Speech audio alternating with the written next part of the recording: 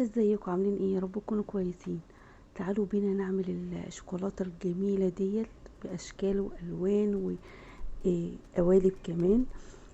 عملتها هنا معانا حروف للاطفال وقلوب، وكمان عملتها قالب كبير للكبار. عايزه اقول لكم سعرها بقى بره غالي جدا. احب اعرفكم بنفسي في البدايه، انا ايمان من قناه الشيف ايمان الميداني. اتمنى ان اول مره يشوف قناتي ينزل يشترك في القناه ويفعل زر الجرس عشان يوصلكم مني كل جديد. هنسمي الله كده ونصلي على الرسول ونقول مكوناتنا مع بعض ايه. انا معايا فنجان، الفنجان اللي هعاير بيه كل المكونات: فنجان لبن بودر، سكر بودر، كاكاو خام، تمام. وكمان فنجان من الزبدة او السمنة، مذابة كده، حاجة بسيطة يعني، حتى لو هي يعني متكتلة كده هندوبها حاجة بسيطة بس، مش عايزاها تسخن خالص، تمام. وهقلب كل المكونات دي مع بعضها. الطريقة سهلة جدا ومش مستدعية اصلا ان احنا نشتريها من بره جاهزة آه، ونكلف نفسنا فيها. هنا حطيت كل المكونات في الخلاط كده زي ما حضراتكم شايفين. واحب افكركم ان انتوا ما تنسوش تحطوا لايك وشير واشتراك في القناة.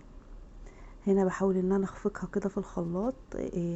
لقيتها لسه متماسكة، مش عايزة يعني تختلط كده مع بعضها. ضفت عليها كمان شوية من الزبدة لحد ما بقى القوام بتاعها حلو جدا ومتجانس، تمام كده. هروح جايه بقى صباها في القوالب السيليكون علشان تبقى ايه، كلها بسوا بعضها، تمام كده. لو احنا ما عندناش القوالب دي ممكن نحطها في اي صينيه، وبعد كده لما تنشف او قبل ما تنشف نقطعها كده لمكعبات، هتبقى تحفه برضو وهتدينا شكل حلو قوي زي البونبوني، تمام كده.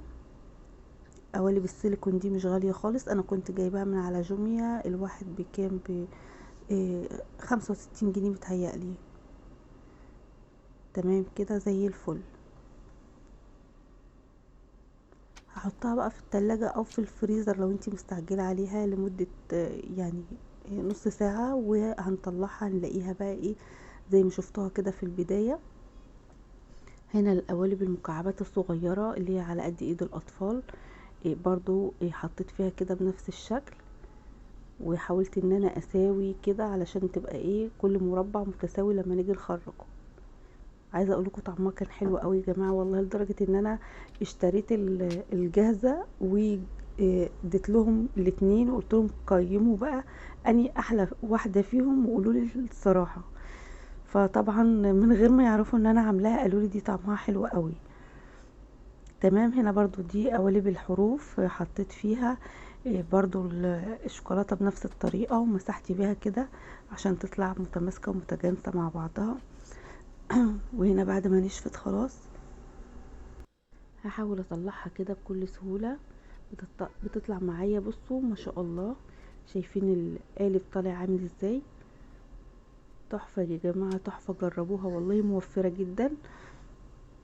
عايزة اقول لكم اللي خرجت دي يعني هي خرجت من سهولتها، وانا بشيلها راح جايه واقعه من القالب، تمام. شوفوا سهله برضو ان هي بتخرج برضو الحروف والاشكال اللي هي القلوب والحاجات دي سهله برضو ان هي بتخرج. هنطلع كل الكميه كده مع بعض، شكلها تحفة جدا، والاطفال عندي فرحوا بيها قوي كمان اكتر من المكعبات الكبيرة.